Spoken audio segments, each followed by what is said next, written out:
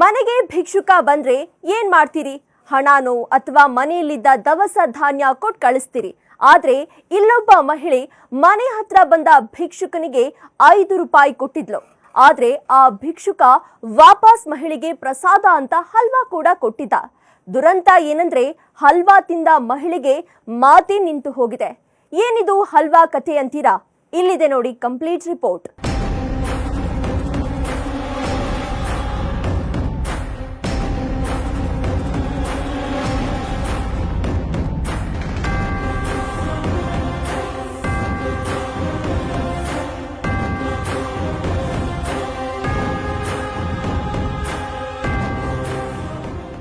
Bell bottom ಸಿನಿಮಾದ ಈ scene ನಿಮ್ಗೆಲ್ಲ ನೆನ್ಪಿರಬಹುದು.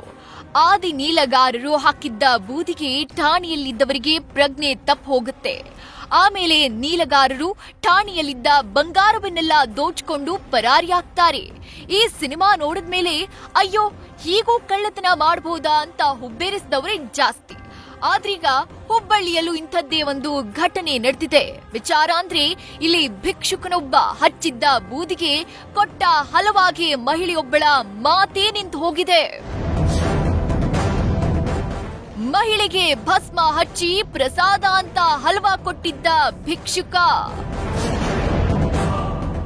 ಹಲ್ವಾ ತಿಂದ ಮಹಿಳೆಗೆ ಮಾತೇ ನಿಂತು ಹೋಯ್ತು.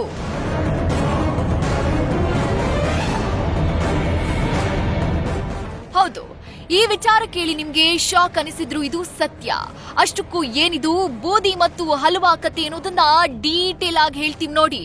ಸಾಮಾನ್ಯವಾಗಿ ಮನೆಯನ್ನ ದೋಚಬೇಕು ಅಥವಾ ಕಳ್ಳತನ ಮಾಡಬೇಕು ಅನ್ನೋ ಉದ್ದೇಶ ಇರೋರು ಚಾಕ್ಲೇಟ್ ಅಥವಾ ಇನ್ನೇನಾದ್ರೂ ಕೊಟ್ಟು ಕಳ್ಳಾಟ ಮಾಡ್ತಾರೆ. ಆದ್ರೆ ಹುಬ್ಬಳ್ಳಿಯಲ್ಲಿ ನಡೆದಿರೋ ಘಟನೆ ಸ್ವಲ್ಪ ಡಿಫರೆಂಟ್. ಇಲ್ಲಿ ಭಿಕ್ಷುಕನೊಬ್ಬ ಅಯ್ಯಪ್ಪ ಮಾಲಧಾರಿಯಾಗಿ ಬಂದಿದ್ದ. ಮನೆ ಮುಂದೆ ಬಂದಿದ್ದ ಭಿಕ್ಷುಕ ಅಮ್ಮ ಭಿಕ್ಷೆ ನೀಡಿ ಅಂದಿದ್ದ. ಪಾಪ ಅಂತ ಮನೆಯೊಳಗಿದ್ದ ಮೀನಾಕ್ಷಿ ಅನ್ನೋ ಮಹಿಳೆ ಹೊರಗ್ ಬಂದು ಭಿಕ್ಷುಕನಿಗೆ 5 ರೂಪಾಯಿ ಭಿಕ್ಷೆ ಹಾಕ್ತಾಳೆ. ಬಳಿಕ ಆ ಭಿಕ್ಷುಕ ಮಹಿಳೆ ಹಣಿಗೆ ಭಸ್ಮ ಹಚ್ಚಿ ಹಲ್ವಾ ಕೊಟ್ಟಿದ್ದಾನೆ. ಪಾಪ ಮಹಿಳೆ ಪ್ರಸಾದ ಅಂದ್ಕೊಂಡು ಭಿಕ್ಷುಕ ಕೊಟ್ಟ ಹಲ್ವವನ್ನ ತಿಂದಿದ್ದಾಳೆ. ವಿಚಿತ್ರ ಏನಂದ್ರೆ ಹಲ್ವಾ ತಿಂದಿದ್ದೇ ತಡ ಮಹಿಳೆ ನಾಲಿಗೆ ದಪ್ಪಾಗಿ ತೊದಲೋದಕ್ಕೆ ಶುರುವಾಗಿದೆ.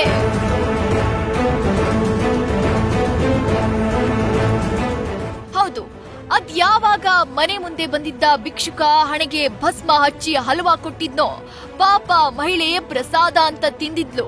ಹಲ್ವಾ ತಿಂದ ಮೇಲೆ ಮಹಿಳೆ ನಾಲಿಗೆ ದಪ್ಪಾಗಿ ಮುಂದೆ ಈಕೆ ಮಾತೆ ನಿಂತು ಹೋಗಿದೆ. ಆದ್ರೆ ಅಷ್ಟರಲ್ಲಾಗ್ಲೇ ಆ ಭಿಕ್ಷುಕ ಅಲ್ಲಿಂದ ಹೊರಟು ಹೋಗ್ಬಿಟ್ಟಿದ್ದ. ಹಲ್ವಾದಲ್ಲಿ ಏನಿತ್ತೋ ಏನೋ ಗೊತ್ತೇ ಆಗಿಲ್ಲ. ಹಲ್ವಾ ತಿಂದ ತಕ್ಷಣವೇ ಮಹಿಳೆಗೆ ಮಾತೆ ಬಂದಾಗಿದೆ. ಬಳಿಕ ಮಹಿಳೆ ಪತಿ ಆಕೆಯನ್ನ ಆಸ್ಪತ್ರೆಗೆ ಕರೆದುಕೊಂಡು ಹೋದ್ರು. ವೈದ್ಯರಿಗೂ ಆ ಸಮಸ್ಯೆಗೆ ಪರಿಹಾರ ಸಿಕ್ಕಿಲ್ಲ.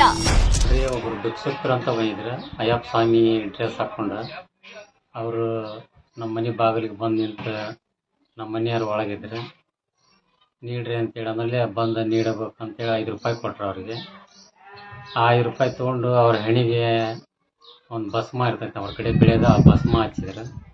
ಆನಂತರ ಅವ್ರಿಗೆ ಪ್ರಸಾದ ತೊಗೊಂಡು ಬಾಯಾಗ ಹಾಕೋರಿ ಅಂತೇಳಿ ಕೊಟ್ರಂತ. ಆ ಪ್ರಸಾದ ತೊಗೊಂಡು ಅವ್ರು ಬಾಯಾಗ ಹಾಕೊಂಡ್ರು. ಅವರು ಬಾಯಾಗ ಕೊಟ್ಟು ಅವರು ಹೋದರು.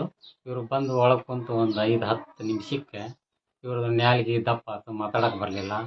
ಮತ್ತು ಇದು ಕುತ್ತಿಗೆ ಅಂತಕ್ಕೆ ದಪ್ಪ ಆಗೋದು, ಮೈ ಕೈ ವಜ್ಜಾಗೋದು, ಈ ಥರ ಮೋಸ ಅನ್ಯಾಯ ಆಗೈತಿ ರೀ. ಅದು ಮತ್ತೊಬ್ಬರಿಗೆ ಇದು ಆಗಬಾರ್ದು, ಮತ್ತೊಬ್ಬರಿಗೆ ಆಗದಂಗೆ ನೋಡ್ಕೋಬೇಕು.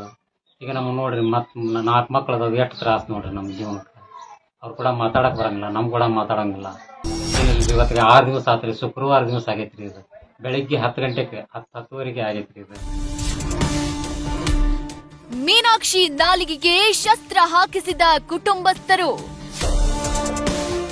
ಶಸ್ತ್ರ ಹಾಕಿದ ನಂತರ ಮತ್ತೆ ಬಂತು ಮೀನಾಕ್ಷಿ ಮಾತು. ಒಂದಲ್ಲ ಎರಡಲ್ಲ 6 ದಿನಗಳ ಕಾಲ ಆ ಮಹಿಳೆಗೆ ಮಾತೆ ಬಂದಿರ್ಲಿಲ್ವಂತೆ. ಪಾಪ ಮಕ್ಕಳು ಅಮ್ಮ ಊಟ ಕೊಡು ಅಂದ್ರು ಏನು ಹೇಳಲಾಗದ ಪರಿಸ್ಥಿತಿ. ಅನುಭವಿಸುತ್ತಿರುವ ಸಂಕಟ ಹೇಳಬೇಕಂದ್ರೂ ಮಾತು ಬರ್ತಿಲ್ಲ. ಹೀಗಾಗಿ ಮಾತು ಕಳೆದುಕೊಂಡ ಮಹಿಳೆ 6 ದಿನಗಳ ಕಾಲ ನರಕವನ್ನೇ ಅನುಭವಿಸಿ ಬಿಟ್ಟಿದ್ದಾಳೆ.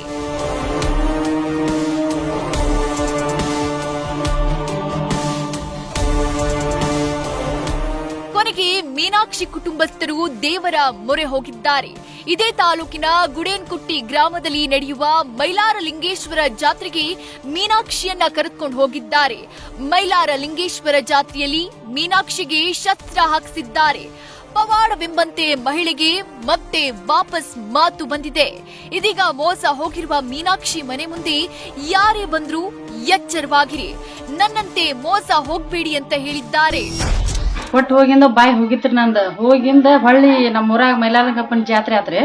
ಆ ಜಾತ್ರೆಗೆ ಅಲ್ಲಿ ನನಗ ನ್ಯಾಲಿಗೆ ಶಸ್ತ್ರ ಹಾಕಿಂದ ಹೊಳ್ಳಿ ಬಾಯಿ ಬಂತ್ರಿ ನಂದು. ಇಂಥದ್ ಯಾರಿಗೆ ಆಗ್ಬಾರ್ದ ಇನ್ನೊಮ್ಮೆ ಅಂತೇಳಿ ನೀವು ಹುಷಾರಾಗ್ಬೇಕ್ ನೋಡ್ರಿ.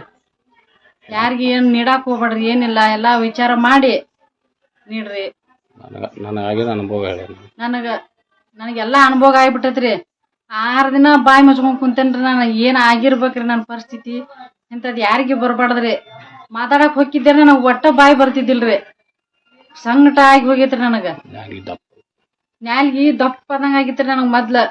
ಈಗ ಅದ ಏನ ಮೈಲಾಲಿಂಗಪ್ಪಂದ ಶಸ್ತ್ರ ಹಾಕಿಂದ್ರಿ ಅವತ್ ನನ್ ನ್ಯಾಲ್ಗಿ ನನ್ ಬಾಯಾಗ ಐತಿ ಅನ್ನೋದು ನನಗ್ ಒಂದಿಟ್ಟು ಮನವರಿಕೆ ಆಗೈತ್ರಿ. ಹಿಂಗಾಗಿ ಯಾರು ಮೋಸಕ್ ಹೋಗ್ಬೇಡ್ರಿ. ಹೌದು, ಭಿಕ್ಷುಕ ಕೊಟ್ಟ ಹಲವಾ ತಿಂದಿದ್ದ ಮಹಿಳೆ ಮಾತು ಕಳೆದುಕೊಂಡಿದ್ದು, ಬಳಿಕ ದೇವರ ಸನ್ನಿಧಾನದಲ್ಲಿ ನಾಲಿಗೆ ಶಸ್ತ್ರ ಹಾಕಿಸಿದಾಗ ಮತ್ತೆ ಮಾತು ವಾಪಸ್ ಬಂತು. ಆದ್ರೆ ಮನೆಗೆ ಅಯ್ಯಪ್ಪ ಮಾಲಧಾರಿಯಾಗಿ ಬಂದಿದ್ದ ವ್ಯಕ್ತಿ ಯಾವುದೇ ಕಳ್ಳತನ ಮಾಡಿಲ್ಲ. ಆಕೆ ಮೈ ಮೇಲಿದ್ದ ಚಿನ್ನಾಭರಣವನ್ನು ದೋಚಿಲ್ಲ. ಆದ್ರೂ ಮಹಿಳೆಗೆ ಮಾತು ಬರದಂತೆ ಮಾಡೋಕೆ ಕಾರಣ ಏನು ಅನ್ನೋದು ಈಗ ಮೀನಾಕ್ಷಿ ಕುಟುಂಬಕ್ಕೆ ಕಾಡ್ತಿರುವ ಪ್ರಶ್ನೆ. ಕೆಂಪು ಹಲವಾದಂಥದ್ದು ಅವ್ರಿಗೆ ಕೊಟ್ರ.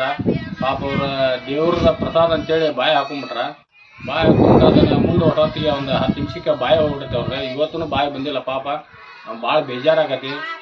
ಈ ಥರ ಮಾಡ್ತಾರಂತಂದ್ರೆ ಇಂಥ ಕೃತ್ಯ ಮಾಡೋರಿಗೆ ಸರಿಯಾದ ಶಿಕ್ಷೆ ಆಗ್ಬೇಕು.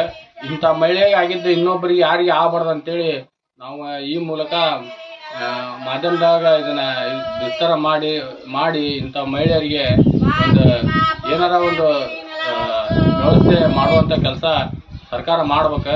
ಈಗ ನೋಡ್ರಿ, ಮಕ್ಕಳು ಮರಿ ಅದಾವ ಸಾಲಿಗೆ, ಅವಾಗ ನನಗೆ ನನಗೆ ಊಟ ಕೊಡು ಅಂತೇಳಿ ಹೇಳಿದ್ರೆ ಅವ್ರ ಹೊಳ್ಳಿ ಏನು ಕೊಡ್ಬೇಕು ಅನ್ನೋದು ಇಲ್ಲಲ್ಲ. ಮೊದಲು ಎಂಥ ಚಂದ ಸಂಸಾರ ಇತ್ತು. ಈಗ ನೋಡ್ರಿ ಪರಿಸ್ಥಿತಿ ಭಾಳ ಗಂಭೀರ ಆಗೈತಿ. ಒಟ್ನಲ್ಲಿ ಒಳ್ಳೆ ಮನಸ್ಸಿಂದ ಮಹಿಳೆ ಭಿಕ್ಷುಕನಿಗೆ ಹಣ ಕೊಟ್ಟಿದ್ದು. ಆದ್ರೆ ಮನಸ್ಸಲ್ಲಿ ಇನ್ನೇನ್ ಇಟ್ಕೊಂಡ್ ಬಂದಿದ್ದ ಭಿಕ್ಷುಕ ಮಹಿಳೆಗೆ ಮಾತೆ ನಿಲ್ಲುವಂತೆ ಮಾಡಿದ್ದ.